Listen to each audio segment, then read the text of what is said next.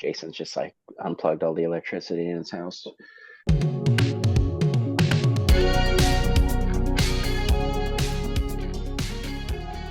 What's up, everybody? Welcome back to Taste Like Music. Jason, Joe, and Crams are here. It is our top 25 favorite singers of all time. We've each made our own list, and we're revealing one at a time. And we are up to what? Number 18 is this week. And it is Cram's turn to kick it off. So who is your 18th favorite singer of all time? Well, I feel like I've been on a roll making a lot of people happy in the comments, and that's going to end today. My 18th favorite singer of all time is Lana Del Rey. Jason's just like unplugged all the electricity in his house. Here's why, dude. Uh, Joe's got my back. I love the tone of her voice. I love the sound, but I think the performance is everything. I think her sound, you can find a lot of like, she's not that far removed from Halsey and a lot of different other, tonality and timbre of her voice. She is an absolute master of breath and volume and swelling them both. Like she can do this low, whispery, ashy thing. She can also whisper really up high. She can seem drunk and like whimsical. She can do so much stuff. And her person, like all of the personality in her stuff, like she has great production on her albums, but it all comes out in her singing. Like this darkened, saddened, self-loathing, vulnerable, immature, confident, naive, little like fantastic, sultry rawness. It all comes out in her singing. I love when she does the jazzy, more lounge singer stuff. I like how she can do more hip hoppy stuff. I like how she can kind of do like her really like girl skipping down a sidewalk, sucking on a lollipop, bubblegum kind of thing. And then like the way she can get really grand and royal and like just boisterous with confidence, like singing from her chest, like in a song like Ride, at one point just commanding all of like these triumphant strings coming behind her, like a Roman chariot charge. Been trying hard not to get into trouble, but I got a war in my mind. Then go straight more into like the melancholy power with like I'm tired of feeling like I'm fucking crazy. Like I'm tired of feeling like I'm fucking crazy. I'm tired of driving till I see stars in my eyes. it's almost like this psychosis where she just like hits these switches in the middle of her performance where she just changes everything. It's so cool. I love like that really girly pop style she does in a song like Radio and the way she kind of bounces with it, with when she's like, my lips are sweet like cinnamon. Like she does so many different friggin' things. Now my life is sweet like cinnamon. Look and dream I'm living it. I think maybe my favorite vocal performance of this millennium is her in White Dress. Like I just think it's absolutely sensational. When I was a waitress, wearing a white dress. Look how I do this, look how I got this. I was a waitress. That secretive, ashy whispering, the cracks in her high notes, the way she holds her body in tight and pushes out the words in this really unique and beautiful, awkward fashion. And I know Joe doesn't particularly like this little part in White Dress, but when she does the down at the Men in Music Business Conference, I love that because it's a little janky and it's just her kind of like forcing it because that's what she wants to say. Down at the Men in Music Business Conference. And she does like the Down in Orlando, I was only 19, and her voice is like crackling, like you're stepping on glass. It's so impressive. Down in Orlando, I was only 19. Then in a song like Video Game, she's got that drony, strung out, like majestic quality. It's better than I ever even knew. They say that the world was built for two. She's just got so much command and has such an expressive way about her. And it all just stems as like a true, like a tour. Like her songs, only she could write, only she could sing them. Like no one can cover these tracks. It's only her. I think it's really cool because when you listen to these songs, you can picture her facial expressions flawlessly and her body language just by listening to it. And that's the key of a really good singer. That's a really good mark because it's a performance and it comes all out Jason's a fool. I got your back. She's a great singer. My 18th favorite singer of all time, relative newcomer into my world, but she's made a mark already. I got Sandy Denny from Fairport Convention, Fotheringay, solo work, Battle of Evermore, which is most people's introduction and perhaps their only knowledge, which is a shame because she is just one of the all-time greats in terms of power, tone. She feels like, I mean, when I hear her, it's like I'm not listening to like a real person. Like she's a fictional character that like stepped out of a green glen in Scotland or something.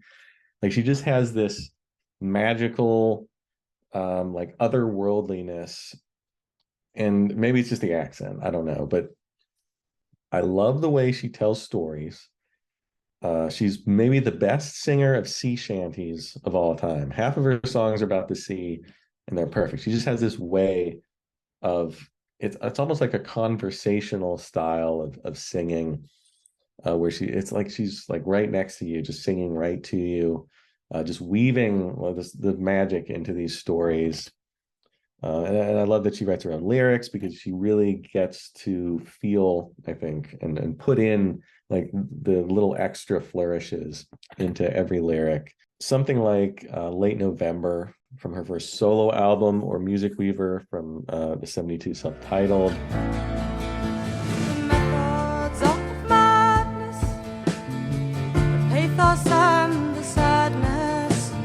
God help you all. So the song it is yours, and the song it is mine. The cold wind it blows through the fortune of time. She sounds really otherworldly and mystical. She has a real ethereal, wispy voice at its edges when she wants it to. I mean, she can belt it out. If you listen to Battle of Evermore, for all the evidence you need there. Right on, you raise your right on, shoot straight to them before. No comfort here, the fire at night, the lights of face so cold.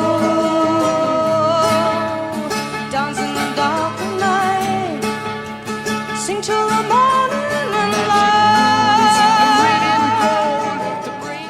I don't know. It's just this magical, uncanny way of just channeling the human element. She sings a lot of songs about regular people, of workers, and the common man on the sea.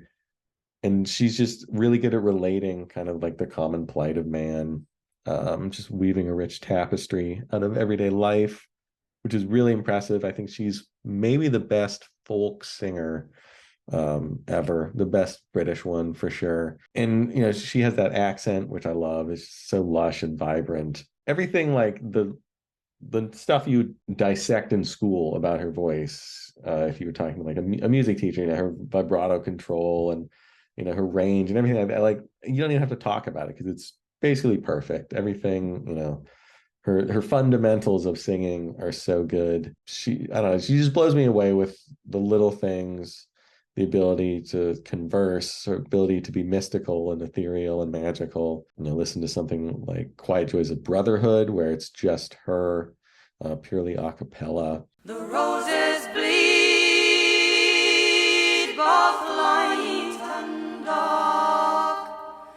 The winds do seldom call. The running suns recall the time. Her harmonizing with herself. She's got this great multi-track vocals, exploring different harmonic combinations. And you can just really like feel every note. It's pretty stunning. That's a good one. And listen to Battle of Evermore if you want to hear her just belt it out. Listen to her cover of Bob Dylan's Tomorrow's a Long Time if you want to hear her take a Dylan song and turn it into just a really great, beguiling pop song.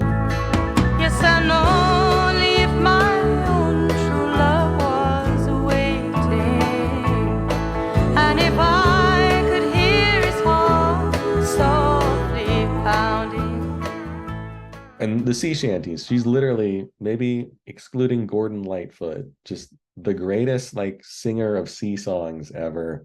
Listen to A Sailor's Life from Fairport Convention's Unhalf Bricking. We greatly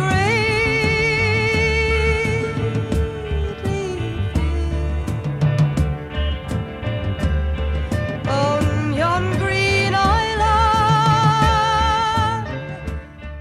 And it's just a magical experience. It just transports you off into her world. So she's my 18th favorite singer, Sandy Denny. Rest in peace. Not nearly long enough career, but she packed a lot of good songs into a short period of time. So check her out. Don't know Sandy Denny that well or Fairport Convention, but now I will. Jason, you going trifecta? You going with a lady? No, I'm not going lady trifecta, but I am going deep cut trifecta. Not that Lana's really a deep cut, but you know what I mean. An unexpected pick. My number 18 is probably the least well-known singer on my entire list. And actually, I'm not really sure how well-known he is in the UK. Probably a little more than here, but in the US, a virtual unknown. I've got Richard Hawley. He was in a Britpop band called the Long Pigs. And then after that, he joined a little band called Pulp.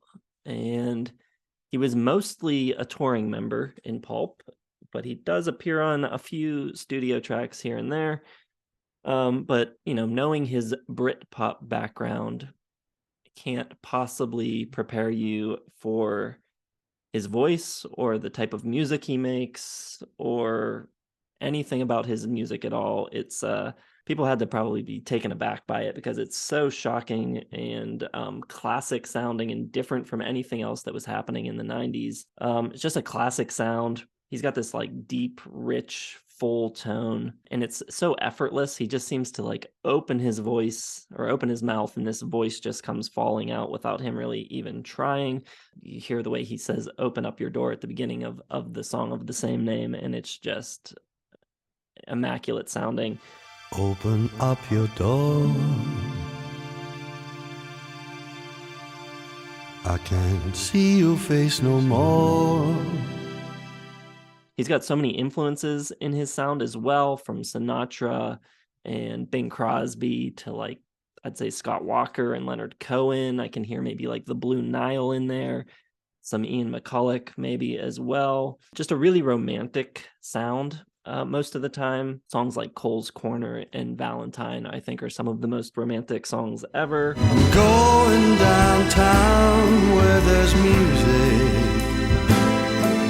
I'm going where voices fill the air. Don't need no Valentine, no. Don't need no roses. Just take me back in time, no. When you love me only. But he's also capable of rocking out too. He's a pretty good guitar player as well. He can bring some fuzz and some feedback in at times. And, you know, he's able to morph almost from like a crooner style vocalist into almost sounding like Mark Lanigan at times. He's just got that much depth and versatility. Standing at the Sky's Edge, good song to check out for some of his slightly heavier sound. They were sliding down the razor's edge and watched their lives slowly sinking. They were standing at the sky's edge. Just like I said, effortless, so smooth, so cool, just a great voice. So there you go. I can't recall ever having heard his voice, so I don't know if you're full of shit or not. Well, just wait for me to put the clips in, and Yeah, then you'll know. I'll learn something. That's why we do it. I got two people I'm not familiar with to check out because I trust you guys to not waste my time with the new Fall Out Boy album. I mean, this This is an interesting episode here. This is maybe the first one where none of us had a classic rocker. For sure, yeah. We've had some safe bets in every round, but not this time. But there's going to be a lot of people that just like are like, fuck this episode. Hopefully this isn't the first episode people are watching. We got some good picks. Don't worry, people. But yeah, let us know what you think of these picks. If you like these singers or if you don't like these singers, let us know in the comments. Hit the like button, subscribe to the channel, hit the bell for notifications, and check the video description. A bunch of links there to our social media and our Patreon if you're interested in supporting us in that way. Check it out. And thanks for watching. We'll see you in the next one.